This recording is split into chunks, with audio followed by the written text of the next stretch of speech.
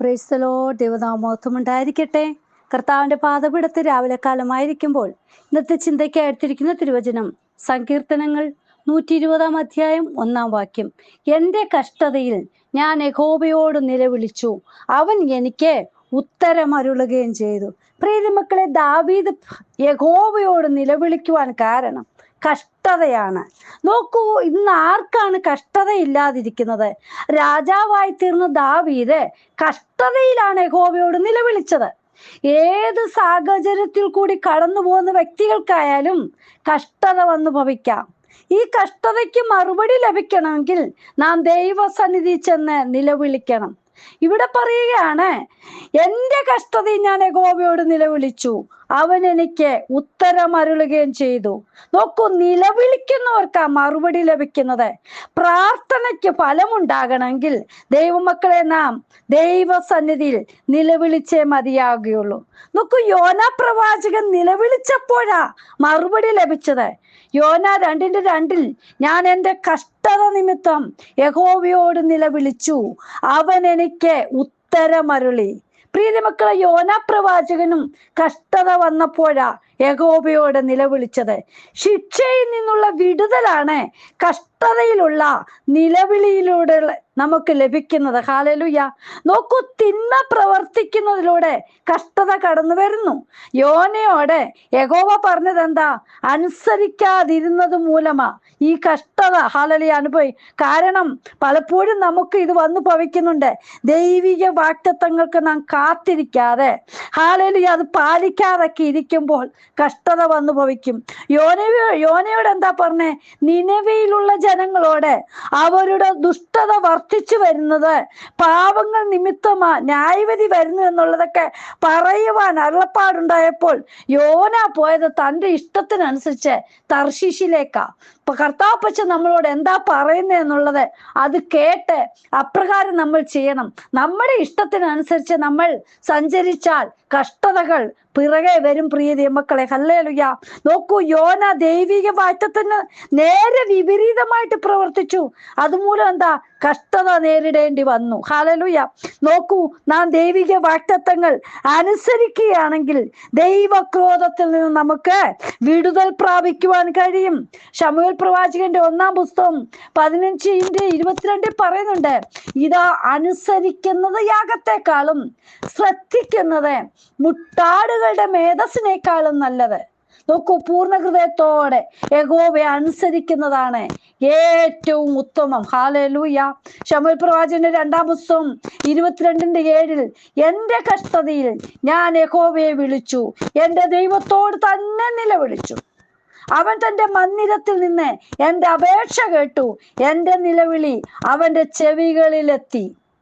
നോക്കൂ പ്രിയ മക്കളെ, ദാവീദിനെ സകല ശത്രുക്കളിൽ നിന്നും വിടുവിക്കുവാൻ ദൈവത്തോട് നിലവിളിച്ചപ്പോൾ ദൈവസന്നിധിയിൽ നിലവിളിയെത്തി മറുപടി ലഭിക്കുവാൻ ഇടയായി തീർന്നു. ഇന്ന് നമുക്കും ഹല്ലേലൂയ ദൈവസന്നിധി നിലവിളിക്കുവാൻ തയ്യാറാണെങ്കിൽ നമ്മുടെ പ്രയാസഘട്ടങ്ങൾ മാറുവാൻ, നമ്മുടെ നിലവിളി കേൾക്കുന്ന അപ്പൻ കഷ്ടതകൾ മാറ്റിത്തരുവാൻ ശക്തനാ. ഹല്ലേലൂയ. പുറപ്പാട് പുസ്തകം 3:7 നമുക്ക് മിസ്രൈമിലുള്ള ജനത്തിന്റെ കഷ്ടത കാണുവാൻ സാധിക്കുന്നുണ്ട്. ഹല്ലേലൂയ. യഹോവ അരുളിച്ചെയ്തത്, മിസ്രൈമിലുള്ള എൻ്റെ ജനത്തിന്റെ കഷ്ടത ഞാൻ കണ്ടു. ഊഴിയ വിചാരകന്മാർ നിമിത്തമുള്ള അവരുടെ നിലവിളിയും കേട്ടു. ഞാൻ അവരുടെ സങ്കടങ്ങൾ അറിയുന്നു. പ്രിയ മക്കളെ, നാം ഏത് പ്രയാസഘട്ടങ്ങൾ കൂടി കടന്നു പോകുന്നു എന്നുള്ളത് ദൈവം നന്നായി അറിയുന്നു. ഹല്ലേലൂയ. നമ്മുടെ കൂടെ നടക്കുന്നവർക്കോ, നമ്മുടെ കൂട്ടുവിശ്വാസികൾക്കോ, നമ്മുടെ ഭവനത്തിലുള്ളവർക്കോ, ബന്ധുക്കൾക്കോ ഒന്നും നമ്മുടെ പ്രയാസഘട്ടങ്ങൾ അറിയുവാൻ കഴിയുകയില്ല. നമ്മൾ ഏതവസ്ഥയിലൂടെ കടന്നു പോകുന്നുള്ളത് നമ്മുടെ കർത്താവാണ് നന്നായിട്ട് അറിയുന്നത്. ഹല്ലേലൂയ. മിസ്രൈമിൽ തന്റെ ജനത്തിന്റെ കഷ്ടതയെക്കുറിച്ച് ദൈവചിന്തയുള്ളവനായിരിക്കുന്നത് പോലെ ഹല്ലേലൂയ ദൈവം ചിന്തയുള്ള ഹല്ലേലൂയ യേശുപ്പച്ചൻ എല്ലാം അറിഞ്ഞ ഹല്ലേലൂയ എല്ലാം ചെയ്യുന്നത്. ഹല്ലേലൂയ. നോക്കൂ, കഷ്ടതകളെ കുറിച്ച് ദൈവം അറിയുന്നുണ്ട്.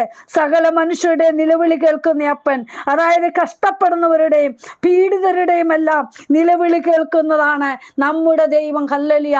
നിങ്ങൾ ഏതവസ്ഥയിലൂടെ കടന്നു പോകുന്നത്, ആ അവസ്ഥയ്ക്ക് മാറ്റം വരുത്തി തരുവാൻ നമ്മുടെ കർത്താവിന് കഴിയും. പ്രിയ മക്കളെ, നമ്മുടെ നിലവിളി ദൈവസന്നിധി എത്തുമ്പോൾ നിലവിളിക്കുമ്പോൾ തക്കതായ സമയത്ത് തന്റെ ദൂതന്മാരെ അയച്ച് നാം ഏത് വിധത്തിൽ ഏത് വിഷയത്തിന് നിലവിളിച്ചോ അതിന് മറുപടിയുമായി നമ്മുടെ അടുക്കലേക്ക് ദൂതന്മാരെ അയക്കും. നാം പോലും അറിയാതെ തക്ക സമയത്ത് പ്രവർത്തിക്കുന്ന അപ്പൻ തക്കതായ ആൾക്കാരെയാ നമ്മുടെ അടുക്കലേക്ക് അയക്കുന്നത്. ഹല്ലേലൂയ. ദൈവസന്നിധിയിൽ നമ്മൾ നിലവിളിക്കുക, അപ്പനോട് പറയുക, കർത്താവിന്റെ കരങ്ങളിൽ നമ്മുടെ വിഷയം ഏൽപ്പിക്കുക. യോഹന്നാന്റെ സുവിശേഷം 16-ാം അധ്യായം 33-ാം വാക്യത്തിൽ പറയുന്നുണ്ട്, ലോകത്തിൽ നിങ്ങൾക്ക് കഷ്ടമുണ്ട്, എങ്കിലും ധൈര്യപ്പെടുവീൻ, ഞാൻ ലോകത്തെ ജയിച്ചിരിക്കുന്നു. പ്രിയ മക്കളെ, ലോകത്തെ ജയിച്ച ജയവീരനായ യേശു ക്രിസ്തുവാണ് നമുക്ക് ജയം നൽകി തരുന്നത്. ഹല്ലേലൂയ. ആ ജയാളിയായ കർത്താവിനെയാണ് നാം വിളിച്ചപേക്ഷിക്കുന്നത്. നമ്മുടെ കൂടെ എപ്പോഴും നിൽക്കുന്നത് നമ്മുടെ കർത്താപ്പച്ചൻ മാത്രമാണ്. ഈ ദിവസങ്ങളിൽ കർത്താപ്പച്ചന്റെ കരങ്ങളിലേക്ക് നമ്മെ ഏൽപ്പിക്കാം. എന്റെ കഷ്ടതയിൽ ഞാൻ യഹോവയോട് നിലവിളിച്ചു, അവൻ എനിക്ക് ഉത്തരമരുളുകയും ചെയ്തു. ഹല്ലേലൂയ. ദൈവസന്നിധി കണ്ണുനീരൊഴുക്കുമ്പോൾ, അപ്പന്റെ പാദപീഠത്തിൽ ഇരിക്കുമ്പോൾ അപ്പൻ നമ്മുടെ നിലവിളി ശ്രദ്ധിക്കും. ഹല്ലേലൂയ. കർത്താപ്പച്ചൻ നമ്മുടെ അധരങ്ങൾ അനങ്ങുന്നത് വരെ അപ്പന് മനസ്സിലാകും. അതിൽ ഉള്ളിലുള്ള തേങ്ങൽ മനസ്സിലാക്കുന്ന അപ്പനാ.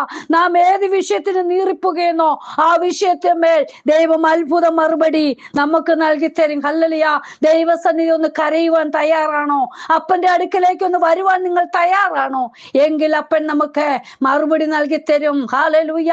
മനുഷ്യരെല്ലാം നമ്മളെ കൈവിടും. പ്രിയ മക്കളെ, കൈവിടാത്ത നല്ലൊരു പിതാവ് നമുക്കുണ്ട്. ഹല്ലേലൂയ. വിശ്വാസത്തോടെ നമ്മുടെ കാൽച്ചുവടെ മുന്നോട്ട് തന്നെ വെക്കാം. ഹല്ലേലൂയ. വിശ്വാസത്തിന്റെ നായകനും പൂർത്തി വരുത്തുന്നവനുമായ യേശുവിനെ നോക്കി വെച്ചിരിക്കുന്ന ഓട്ടം സ്ഥിരതയോടെ ഓടുക. ഹല്ലേലൂയ.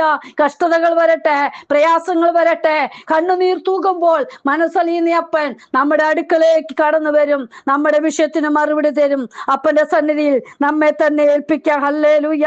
നമുക്ക് വേണ്ടി അവസാനത്തുള്ളി രക്തം പോലും ഊറ്റിത്തന്ന ആ കർത്താവിന്റെ കഷ്ടം ഓർക്കുമ്പോൾ നാം എന്തു കഷ്ടമാണ് പ്രിയ മക്കളെ അനുഭവിക്കുന്നത്. ഹല്ലേലൂയ. നമ്മെ വീണ്ടെടുക്കുവാനാണ് പിതാവായ ദൈവം തന്റെ പുത്രനെ ഈ കഷ്ടം അനുഭവിപ്പാൻ ഏൽപ്പിച്ചത്. ഹല്ലേലൂയ. അതുകൊണ്ട് നമുക്ക് വിശ്വാസത്തോടെ ദൈവസന്നിധിയിൽ നമ്മുടെ ഹല്ലേലൂയ വിഷയങ്ങൾ ഏൽപ്പിച്ച് നമുക്ക് നിലവിളിക്കാം. അപ്പന്റെ കരങ്ങളിൽ തന്നെ ഹല്ലേലൂയ ഏൽപ്പിക്കാം. കർത്താവിന്റെ കരങ്ങളിലേക്ക് ഏൽപ്പിക്കാം.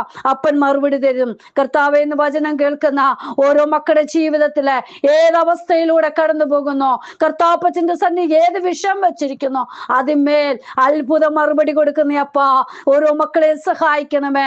വിശ്വാസം വർദ്ധിക്കുവാൻ, അപ്പൻ നിലവിളി കേൾക്കുമ്പോൾ മറുപടി തരുന്നു എന്നുള്ള വിശ്വാസം ഓരോരുത്തരുടെയും ജീവിതത്തിൽ അനുഭവിക്കുവാൻ, അപ്പന്റെ സാക്ഷികളായി തീരുവാൻ ഓരോരുത്തരെയും സഹായിക്കണമേ.